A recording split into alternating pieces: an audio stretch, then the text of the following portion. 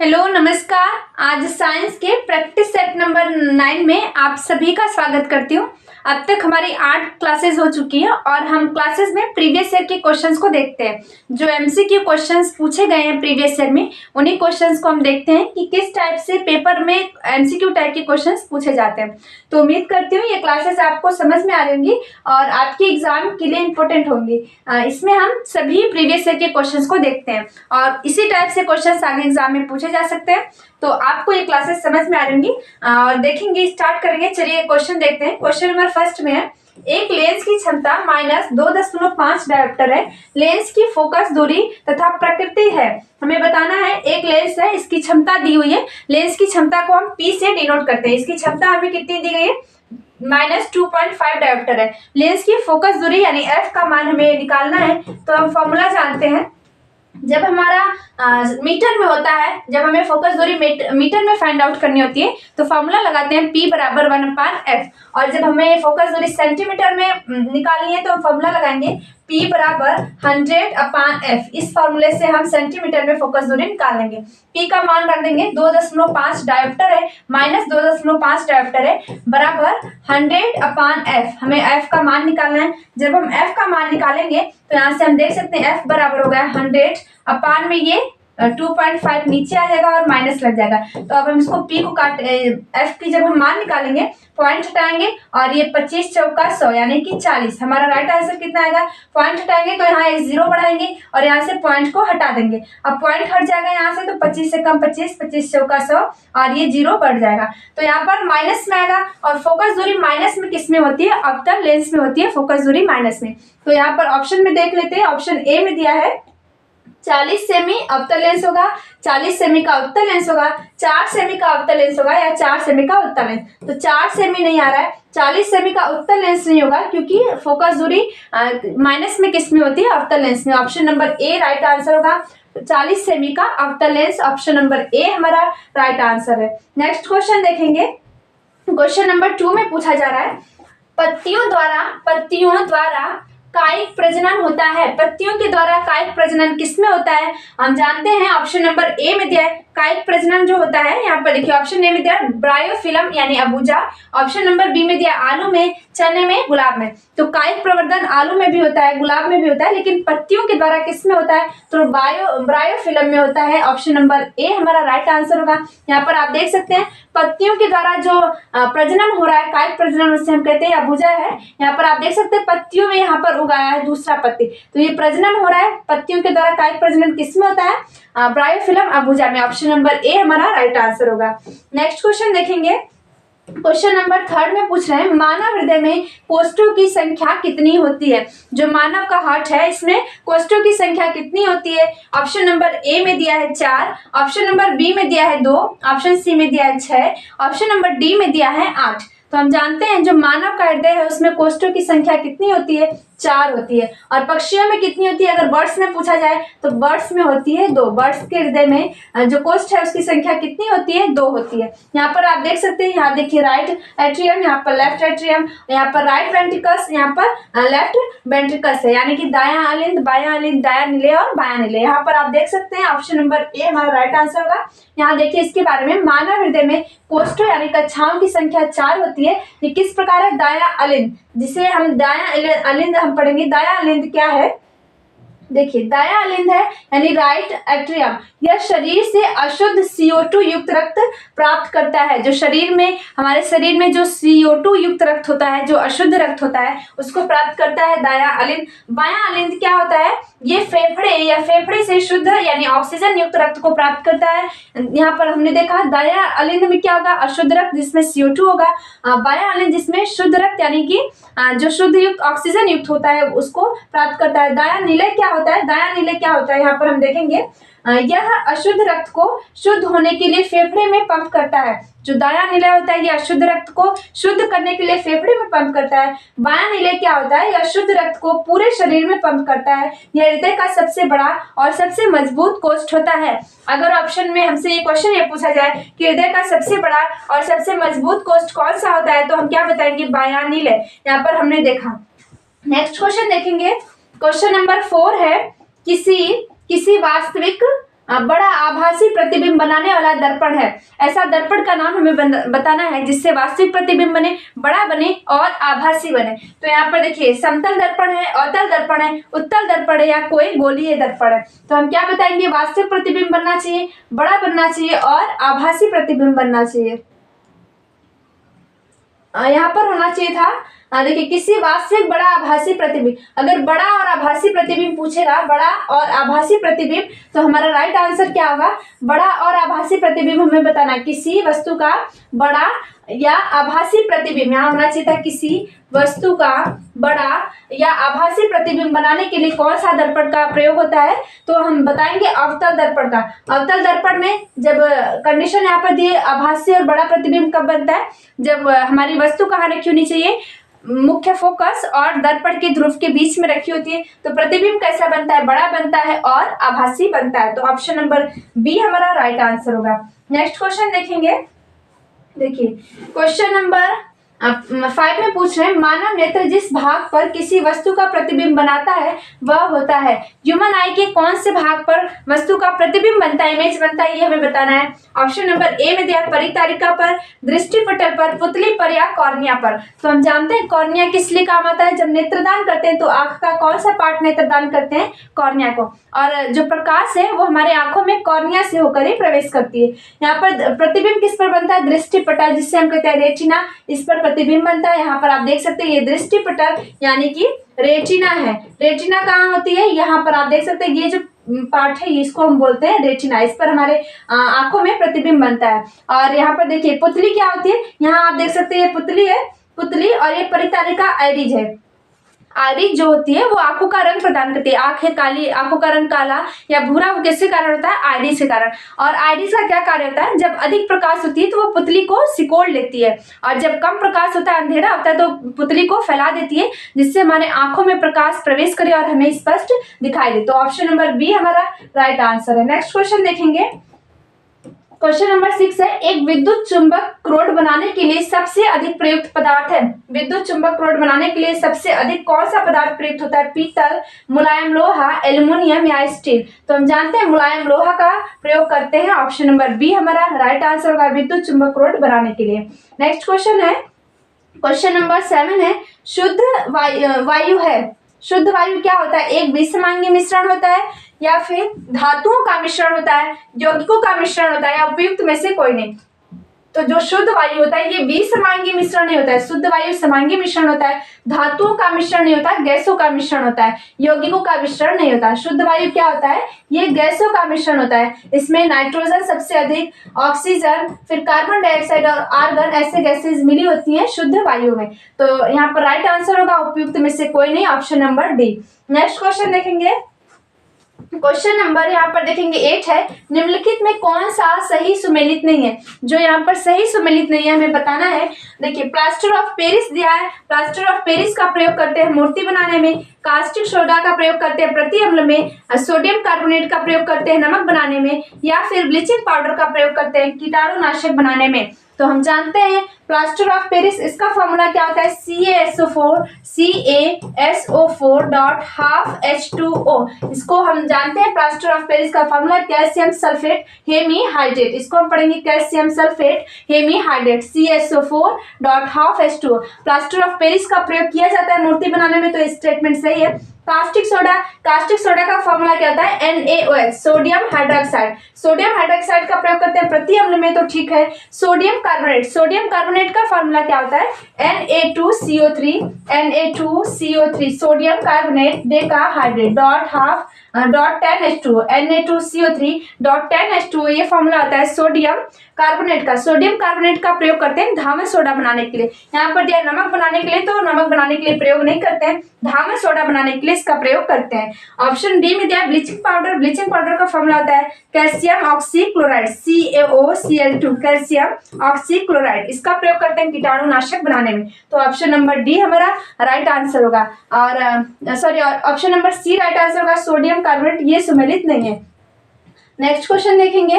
Question number 9 है, निम्नलिखित में से मेथिल ऑरेंज मिलाने पर कौन सा लाल हो जाता है? लाल हो जा रहा है इसका मतलब अम्ल में मिलाया जाएगा। जब मिथिल ऑरेंज को अम्ल में मिलाएंगे तो वो लाल हो जाएगा। NaCl ये उदासीन होता है, इसमें नहीं मिलाएंगे। NaCl उदासीन होता है। H2SO4 ये सल्फ्यूरिक अम्ल H2SO4 में मिथिल ऑरेंज को मिलाएंगे तो विलयन लाल हो जाता है। KOH ये क्षार है, इसमें नहीं मिलाएंगे, ग्लूकोज में नहीं मिलाएंगे। नेक्स्ट क्वेश्चन देखेंगे। क्वेश्चन नंबर 10 है, शुक्राणुओं का निर्माण होता है, स्पर्म का निर्माण कहाँ पर होता है? शुक्राणु यानी स्पर्म का निर्माण कहाँ पर होता है? पूछा जाएगा स्पर्म किस में पाया जाता है, तो नर में या मादा में, तो हम बताएंगे स्पर्म नर में पाया जाता है। इसका निर्माण नर के अंदर होता है। और कहाँ पर होता है? शुक्रवाहिकाओं में। ऑप्शन नंबर ए दिया वास डेफेंस में, ऑप्शन बी दिया अंडाशय में। अंडाशय में अंडाणु का निर्माण होता है महिलाओं के अंदर। वृषण में, तो option number C right answer होगा। शुक्राणु का निर्माण कहाँ पर होता है? स्पर्म कहाँ बनता है? वृषण में। और वृषण जो शुक्राणु का निर्माण है, ये जो ह्यूमन बॉडी का टेम्परेचर है 37 डिग्री से 2 डिग्री कम टेम्परेचर पर, यानी 35 डिग्री टेम्परेचर पर शुक्राणु बनते हैं। तो ऑप्शन नंबर सी हमारा राइट आंसर होगा। यहाँ पर आप देख सकते हैं ये है वृषण। अगर पूछा जाए कि मानव में पुरुषों में कितने जोड़ी वृषण पाए जाते हैं, तो हम बताएंगे 2 जोड़ी पाए जाते हैं। वृषण कितनी जोड़ी पूछा जाए बताएंगे तो 1 जोड़ी। यहाँ पर आप देख सकते हैं 1 जोड़ी। और अगर नंबर पूछा जाए तो हम बताएंगे 2 पाए जाते हैं। यहाँ पर आप देखेंगे शुक्राणु का निर्माण कहाँ होता है? वृषण में। ऑप्शन नंबर यहाँ पर सी हमारा राइट आंसर होगा।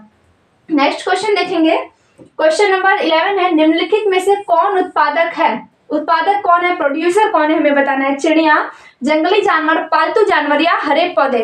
तो उत्पादक कौन है यहाँ पर हमें बताना है। यहाँ आप देख सकते हैं ये सनलाइट मिल रही है जब इस घास को, तो ये बड़े हो रहे हैं और इसको खाते ये प्रोड्यूसर हो गए। घास, हरे पेड़ पौधे क्या हो गए? प्रोड्यूसर हो गए। ये प्रोड्यूसर को खाएंगे ग्रॉस कीपर खाते हैं तो ये प्राइमरी कंज्यूमर हो गए। ग्रॉस कीपर को खाएंगे बर्ड्स, तो बर्ड्स क्या हो गए? सेकेंडरी कंज्यूमर हो गए। और बर्ड्स किसको खाएगी? बर्ड्स खाती है फॉक्स को, तो फॉक्स क्या हो जाएगी? टर्सरी यहाँ पर देखिए क्या बताया जा रहा है कंज्यूमर के बारे में। देखिए प्रोड्यूसर, यानी प्रोड्यूसर कौन होता है? हरे पेड़ पौधे प्रोड्यूसर होते हैं। और घास को कौन खाता है? ग्रॉस कीपर खाते हैं, तो ग्रॉस कीपर प्राइमरी कंज्यूमर होंगे। और ग्रॉस कीपर को चिड़िया खाती है तो चिड़िया सेकेंडरी कंज्यूमर होगी। और चिड़िया को खाती है फॉक्स, तो फॉक्स होगी टर्सरी कंज्यूमर। यहाँ पर फॉक्स क्या होगी? Tertiary consumer. हमसे पूछा उत्पादक, तो उत्पादक होंगे हरे पौधे। Option number D right answer होगा। हरे पेड़ पौधे को कौन खाता है? ग्रास कीपर खाते हैं। ग्रास कीपर को कौन खाता है? चिड़िया खाती है। चिड़िया को कौन खाता है? फॉक्स खाती है, तो फॉक्स हो जाएगी टर्सरी कंज्यूमर। यहाँ पर right answer option number D होगा। नेक्स्ट क्वेश्चन देखेंगे। क्वेश्चन नंबर 12 है, इंसुलिन स्रावित होता है। इंसुलिन क्या है? तो इंसुलिन एक हार्मोन है। ये कहाँ से स्रावित होता है? ऑप्शन नंबर ए दिया है थायराइड ग्लैंड से, यानी थायराइड ग्रंथि से।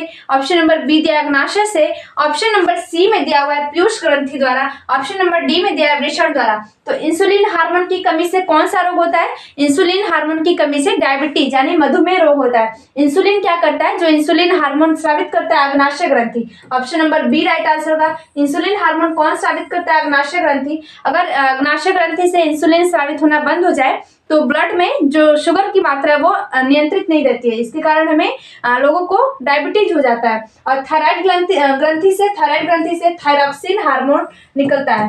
थायरॉक्सिन हार्मोन कहाँ से निकलता है? तो थायरॉक्सिन हार्मोन स्रावित करता है, थायरॉक्सिन हार्मोन स्रावित करता है थायराइड ग्लैंड। थायरॉक्सिन हार्मोन स्रावित करता है थायराइड। पीयूष ग्रंथि को हम कहते हैं मास्टर ग्लैंड के भी नाम से जानते हैं। पीयूष ग्रंथि को किस ग्रंथि के नाम से जानते हैं? तो मास्टर ग्लैंड के नाम से भी जानते हैं। ऑप्शन नंबर बी हमारा राइट आंसर होगा। नेक्स्ट क्वेश्चन देखेंगे। चुंबकीय बल रेखाएं हैं। चुंबकीय बल रेखाएं कैसी होती हैं? ऑप्शन नंबर ए में दिया है सदैव समांतर होती हैं। ऑप्शन बी में दिया है एक बिंदु पर मिलती हैं। ऑप्शन नंबर सी में दिया है एक दूसरे को कभी नहीं काटती हैं। ऑप्शन नंबर डी में दिया है परस्पर काटती हैं। यहाँ पर आप देख सकते हैं चुंबकीय बल रेखाएं हैं, ये नॉर्थ पोल, ये साउथ पोल। यहाँ ये जो चुंबकीय बल रेखाएं हैं, यहाँ पर ऑप्शन में दिया है सदैव समांतर होती है, तो समांतर नहीं है। ऑप्शन बी में दिया एक बिंदु पर मिलती है, तो एक बिंदु पर सभी बल रेखाएं नहीं मिलती है। ऑप्शन सी में दिया एक दूसरे को कभी नहीं काटती, तो ये राइट आंसर होगा, क्योंकि चुंबकीय बल रेखाएं आप देख सकते हैं एक दूसरे को ये कभी नहीं काटती हैं। ऑप्शन नंबर सी हमारा राइट आंसर होगा। नेक्स्ट क्वेश्चन देखेंगे। क्वेश्चन नंबर 14 है, CH3COOH का IUPAC नाम क्या है? CH3COOH का IUPAC नाम क्या है? मेथेनोइक अम्ल, एथेनोइक अम्ल, प्रोपेनोइक अम्ल या ब्यूटेनोइक अम्ल? तो हम जानते हैं कार्बन की एक संख्या होती है तो हम पढ़ते हैं मेथ, कार्बन की दो संख्या होती है तो एथ पढ़ते हैं। यहाँ पर हमसे पूछा है CH3COOH, यहाँ पर ओइक ग्रुप लगा है, कार्बोक्सिलिक अम्ल का जो समूह है वहां पर ये लगा है ओइक। तो हम यहाँ आप देख सकते हैं एक कार्बन और दो कार्बन, कार्बन की संख्या 2 है तो हम मेथेन एथेन एथेनोइक अम्ल पढ़ेंगे। ऑप्शन नंबर बी हमारा राइट आंसर होगा, ओइक यहाँ पर समूह लगाया हुआ है। नेक्स्ट क्वेश्चन देखेंगे। क्वेश्चन नंबर यहाँ देखिए 15 है, विटामिन बी का रासायनिक नाम क्या है? विटामिन के रासायनिक नाम से क्वेश्चन पूछा जा सकता है या विटामिन के सोर्सेज से क्वेश्चन पूछा जा सकता है, उसकी कमी से कौन सा रोग होता है इसके बारे में भी क्वेश्चन पूछा जा सकता है। तो विटामिन बी का रासायनिक नाम क्या है? ऑप्शन नंबर ए में दिया है रेटिनॉल, ऑप्शन बी में दिया है थायमीन, ऑप्शन नंबर सी में दिया है कैल्सिफेरॉल, ऑप्शन नंबर डी में दिया है स्कॉर्बिक एसिड। तो विटामिन बी का केमिकल नेम क्या होता है? विटामिन ए, रेटिनॉल किसका केमिकल नेम है? विटामिन ए का केमिकल नेम है रेटिनॉल। विटामिन बी का केमिकल नेम होता है थायमीन। कैल्सिफेरॉल विटामिन डी का केमिकल नेम है, विटामिन डी का केमिकल नेम क्या है? कैल्सिफेरॉल। और एस्कॉर्बिक एसिड विटामिन सी का केमिकल नेम होता है एस्कॉर्बिक एसिड। यहाँ पर देखिए रेटिनॉल विटामिन ए का है और इसकी कमी से क्या होता है? विटामिन ए की कमी से हमें रतौंधी यानी नाइट ब्लडनेस होती है, इसका सबसे अच्छा सोर्स माना जाता है गाजर। थायमीन विटामिन बी का है, कैल्सिफेरॉल विटामिन डी का है और एस्कॉर्बिक एसिड विटामिन सी का है। खट्टे फलों में, खट्टे पदार्थों में पाया जाता है विटामिन सी। नेक्स्ट क्वेश्चन देखेंगे। क्वेश्चन नंबर 16 है, क्वेश्चन नंबर 16 में पूछ रहे हैं विद्युत जनित्र रूपांतरण होता है, जो विद्युत जनित्र है जनरेटर, इसका रूपांतरण किसमें होता है? ऑप्शन ए में दिया है विद्युत ऊर्जा का यांत्रिक ऊर्जा में, ऑप्शन बी दिया है यांत्रिक ऊर्जा का विद्युत ऊर्जा में, ऑप्शन सी दिया है यांत्रिक ऊर्जा का रासायनिक ऊर्जा में, ऑप्शन नंबर डी दिया है रासायनिक ऊर्जा का विद्युत ऊर्जा में। तो जनरेटर किसमें रूपांतरित होता है? यांत्रिक ऊर्जा का विद्युत ऊर्जा में, इसका रूपांतरण होता है यांत्रिक ऊर्जा से विद्युत ऊर्जा में। ऑप्शन नंबर बी हमारा राइट आंसर होगा। नेक्स्ट क्वेश्चन देखेंगे। क्वेश्चन नंबर 17 है, अधातु है, धातु क्या होती है और अधातु क्या होती है? अधातु सामान्यतः ये ऋणायन यानी कि इलेक्ट्रॉन ग्रहण करने की प्रवृत्ति रखती है और ये ऋणायन बनाती है। धातु क्या होते हैं? इलेक्ट्रॉन त्यागने की प्रवृत्ति रखते हैं और वो धनायन बनाते हैं। तो धातुएं क्या होती हैं? कठोर होती है, वो उसमें जो धातु है आघातवर्धनता और तन्यता का गुण उनमें पाया जाता है, लेकिन अधातु में नहीं पाया जाता। तो अधातु हम पहचान सकते हैं, पोटेशियम धातु है, एल्यूमिनियम धातु है, सोडियम धातु है, लेकिन क्लोरीन जो होता है वो अधातु होता है। क्लोरीन का क्या होता है? अधातु। ऑप्शन नंबर सी हमारा राइट आंसर होगा। नेक्स्ट क्वेश्चन पढ़ेंगे। क्वेश्चन नंबर 18 है, स्वपोषी स्वपोषी स्वपोषी पोषण के लिए आवश्यक है। स्वपोषी पोषण क्या होते हैं? जो अपना भोजन स्वयं बनाते हैं। और विषमपोषी क्या होते हैं? ऐसे जीव जंतु जो अपना भोजन स्वयं नहीं बना सकते, वो दूसरों पर निर्भर होते हैं। जैसे मानव आ जाएंगे, सभी जो जानवर है वो किस में आएंगे? विषमपोषी में। और जो स्वपोषी होते हैं ये अपना भोजन स्वयं बनाते हैं, जैसे हरे पेड़ पौधे। इसके लिए जरूरी होता है कार्बन डाइऑक्साइड, क्लोरोफिल और सूर्य का प्रकाश। क्लोरोफिल और सूर्य का प्रकाश, इससे ये फोटोसिंथेसिस की क्रिया करते हैं प्रकाश संश्लेषण की और अपना भोजन बनाते हैं। तो इनमें से सभी, ऑप्शन नंबर डी हमारा राइट आंसर होगा। स्वपोषी के एग्जाम्पल क्या आएंगे? हरे पेड़ पौधे, हरे पेड़ पौधे आएंगे, हरे पेड़ पौधे आते हैं स्वपोषी के उदाहरण में। और विषमपोषी में क्या आएंगे? विषमपोषी में आते हैं मानव, जो कुत्ते बिल्ली जानवर हो गए वो विषमपोषी में आएंगे। नेक्स्ट क्वेश्चन देखेंगे। क्वेश्चन नंबर 19 है, अलैंगिक जनन मुकुलन द्वारा होता है। जनन दो प्रकार के होते हैं, लैंगिक जनन और अलैंगिक जनन। तो यहाँ पर जनन, अलैंगिक जनन के बारे में पूछा है। असेक्सुअल रिप्रोडक्शन किसमें, जो मुकुलन द्वारा किसमें होता है? तो किस मुकुलन द्वारा होता है, किसमें होता है? ऑप्शन नंबर ए में दिया अमीबा में। अमीबा में होता है विखंडन के द्वारा, बाइंड्री फिजन होता है अमीबा में, ईस्ट में, प्लाज्मोडियम में या लिशमेनिया में। तो हम जानते हैं मुकुलन किसमें होता है? ईस्ट में। ऑप्शन नंबर बी हमारा राइट आंसर होगा। हाइड्रा और ईस्ट में मुकुलन द्वारा प्रजनन होता है। यहाँ पर आप देख सकते हैं ये ईस्ट सेल है, ईस्ट कोशिका है।